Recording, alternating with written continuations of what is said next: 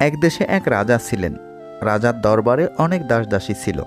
তিনি সবার সাথে ভালো ব্যবহার করতেন, কিন্তু একজন দাসীকে তিনি খুব ভালোবাসতেন। এ নিয়ে রাজমহলে অনেকেই অনেক রকম কটু মন্তব্য করতেন। একদিন রাজার এক বন্ধু রাজাকে বললেন, বন্ধু, তুমি কি জানো তোমাকে নিয়ে প্রজারা অনেক বাজে মন্তব্য করে? রাজা বললেন, কেন? বন্ধু বললেন, তুমি রাজ্যে এত সুন্দরী মেয়ে থাকতে কেন একটি সামান্য দাসীর সাথে প্রেমের সম্পর্কে জড়ালে? তখন রাজা বললেন, একটা অনুষ্ঠানের আয়োজন করো, আর এই আয়োজনে রাজ্যের সব সুন্দরী মেয়েরা থাকবে। এখান থেকে যাকে আমার পছন্দ হবে তাকেই আমি বিয়ে করব। কথা মতো দিন তারিখ ঠিক হলো। রাজ্যের সব সুন্দরী মেয়েরা রাজার দরবারে হাজির হলো। তাদের এই প্রত্যাশায় যে যদি রাজার পছন্দ হয়ে যায় তবে তার সাথে বিয়ে হবে। সময় মতো রাজা ও সেই দাসী এবং সবাই হাজির হলেন। রাজা তার ধন সম্পদ, হীরা মণিমুক্তা ইত্যাদি সবার সামনে রাখলেন আর বললেন, আমি পছন্দ করব পরে, আগে যার যা দরকার এখান থেকে নিয়ে নাও, তারপর আমি পছন্দ করব কাকে আমি বিয়ে করব। রাজার দরবারে যারা এসেছিলেন সবাই সবার ইচ্ছামতো মণিমুক্তা, হীরা, টাকা পয়সা নিতে লাগলেন। কিন্তু সেই দাসীটি কিছু না নিয়ে রাজার পোশাক ধরে রাখলেন। সবার সব কিছু যখন নেওয়া শেষ, তখন দেখা গেল সবাই কিছু না কিছু নিয়েছেন, কিন্তু সেই দাসী কিছুই নেন নাই। তিনি রাজার পাশে গিয়ে রাজার পোশাক ধরে দাঁড়িয়ে আছেন। সবাই অবাক হয়ে জিজ্ঞাসা করলেন, হে দাসী, তুমি তো গরিব, তোমার অনেক কিছুই দরকার, কিন্তু তুমি কিছু না নিয়ে রাজার পোশাক ধরে রেখেছ কেন? উত্তরে দাসী বলল, আপনারা তো সম্পদ নিয়েছেন, কিন্তু আমি এই সম্পদের মালিককে নিয়েছি। আমি এই সম্পদের মালিকের হয়ে যেতে চাই। যদি আমি এই সম্পদের মালিকেরই হয়ে যেতে পারি তবে তো সব সম্পদই আমার। তাই আমি সম্পদের মালিকের পোশাক ধরে রেখেছি। তখন রাজা বললেন, এবার হয়তো তোমরা সবাই বুঝতে পেরেছ আমি রাজ্যে এত সুন্দরী মেয়ে রেখে কেন সামান্য এই দাসীকে ভালোবাসি। সবাই বললেন, হ্যাঁ, বুঝতে পেরেছি। এই গল্প থেকে শিক্ষণীয় বিষয় হলো, এভাবেও আমরা দুনিয়ার সম্পদ নিয়ে ব্যস্ত থাকি, কিন্তু আমরা একবারও চিন্তা করি না যে এই সম্পদের মালিক যিনি, আমরা যদি তার হয়ে যাই তবে এই দুনিয়ার সব কিছুই তো আমাদের। তাই আসুন, দুনিয়ার সম্পদ নয়, সকল সম্পদের মালিক যিনি তাকে খোঁজ করি। যদি আমরা তাকেই খুঁজে পাই, যদি আমরা তার ভালোবাসা পেয়ে যাই, তবে সেটাই তো হবে আমাদের উভয় জীবনের শ্রেষ্ঠ পাওয়া। সবাই বলে মেয়েরা হলো এক বাড়ির অতিথি আর এক বাড়ির পরের সম্পত্তি, কিন্তু আমার মনে হয় মেয়েরা হলো এক বাড়ির রাজকুমারী আর এক বাড়ির লক্ষ্মী। লোকের মানসিকতা হয়ে গেছে এখন অনেকটা এরকম, কাউকে কাঁদতে দেখলে ওকে কাঁদতে দাও, আমাদের তাতে কি। আবার কারো খুশি দেখলে খোঁজ নিয়ে দেখো তো ওর এত খুশির কারণ কি। যে কাজ করে তোমার সংসার চলে সেই কাজ করতে কখনো লজ্জা করো না। যদি আপনি রাগী ও অহংকারী হন তাহলে আপনার আর শত্রুর প্রয়োজন নেই। এই দুটি গুণই যথেষ্ট আপনাকে বরবাদ করার জন্য। মানুষ বড়ই অদ্ভুত। সে নতুনকে পেয়ে পুরনোকে ভুলে যায়, বড় হলে শৈশবকে ভুলে যায়, বিয়ে হলে বাবা মাকে ভুলে যায়, সন্তান হলে ভাই বোনকে ভুলে যায়, অবশেষে বৃদ্ধ হলে পুরনো দিনগুলোকে মনে করে আফসোস করে জীবন কাটায়। চোখ খুলে যে ভালোবাসে সে বন্ধু, আর চোখ বন্ধ না হওয়া পর্যন্ত যে ভালোবাসে সে হলো মা। ভালোবাসা প্রকাশ না করেও যে সবার কেয়ার করে, সবাইকে ভালোবেসে যায়, সে হলো বাবা। নিজে নিজেই হাসতে শিখো, আর কিভাবে কাঁদতে হয় তা শেখানোর জন্য সমাজের প্রতি পদে পদে মানুষ প্রস্তুত আছে।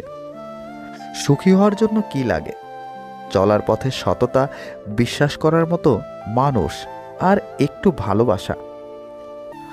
অবহেলা করলে লোহায়ও মরিচা ধরে, আর আমি তো ছিলাম মানুষ মাত্র।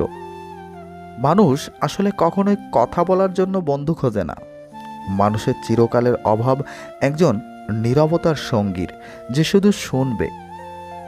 সেই সব মানুষগুলো সাপের থেকেও বেশি বিষাক্ত হয়, যাদের মুখে এক কথা আর অন্তরটা বিষাক্ততায় ভরা। মেয়েদের সাথে দুইটি কাজ না করলে সম্পর্ক টিকে থাকে না, তাকে সময় না দিলে এবং তার মতামতকে গুরুত্ব না দিলে। শুরুতে শিশুর হাতে পেন্সিল আর রাবার দেওয়া হয় যেন ভুল হলে মুছে ঠিক করতে পারে। বয়স বাড়ার সাথে সাথে হাতে তুলে দেওয়া হয় কলম, এটা বোঝাতে যে এরপর ভুল করলে আর মোছা যাবে না। এই শিক্ষা আমাদের জীবনের জন্য প্রযোজ্য। চিন্তা করো না, কেউ বিনা কারণে তোমাকে ঘৃণা করলে একদিন বিনা কারণেই তোমার ভাগ্যে ভালোবাসাও জুটবে।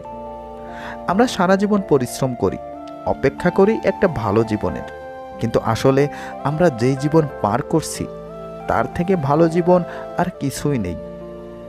যদি বলো কাউকে ভালোবাসি কিন্তু সে বুঝেও আমায় কষ্ট দেয়, তখন কি করব? আমি বলবো তাকে স্পেস দিয়ে দূরে চলে যাও।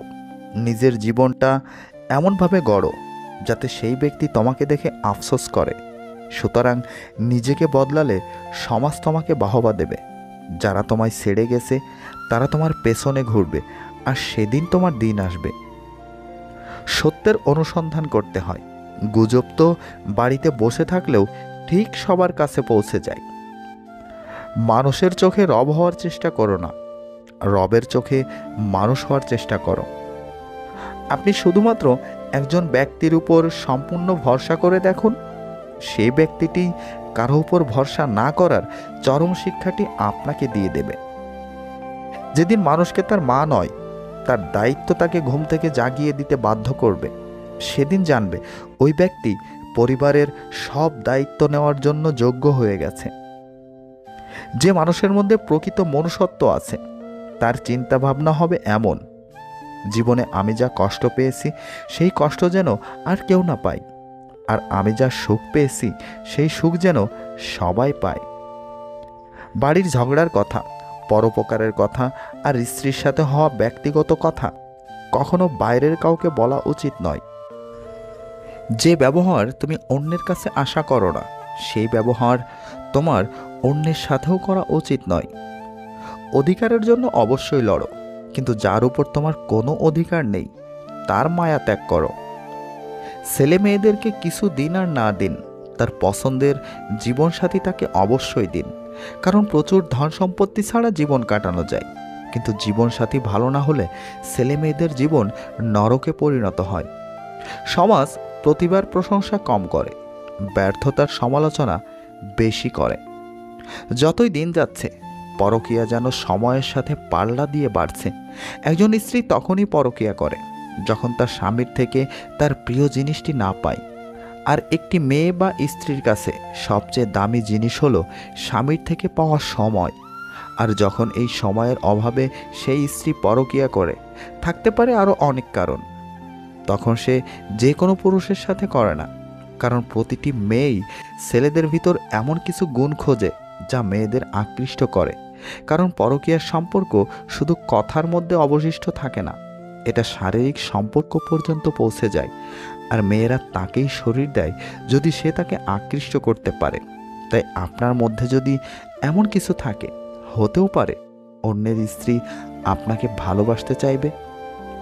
একটা মেয়ের শরীরকে একটা ছেলের কাছে ততক্ষণ ভালো লাগে যতক্ষণ সে তার যৌবন তাকে দেয় না। যখনই মেয়েটা তার শরীর সস্তা বানিয়ে ফেলে, তখন আর ছেলেটার মেয়েটার শরীর ভালো লাগে না। তাই মেয়েদের বলছি, সাবধান। ভিডিওর একটি কথাও যদি আপনার কাছে ভালো লেগে থাকে তাহলে প্লিজ এই ভিডিওতে এখনই লাইক দিন, আর এই ধরনের ভিডিও নিয়মিত পেতে চাইলে দেরি না করে চ্যানেলটি সাবস্ক্রাইব করে আমাদের সাথেই থাকুন। ভালো থাকুন, ভালো রাখুন। আল্লাহ হাফেজ।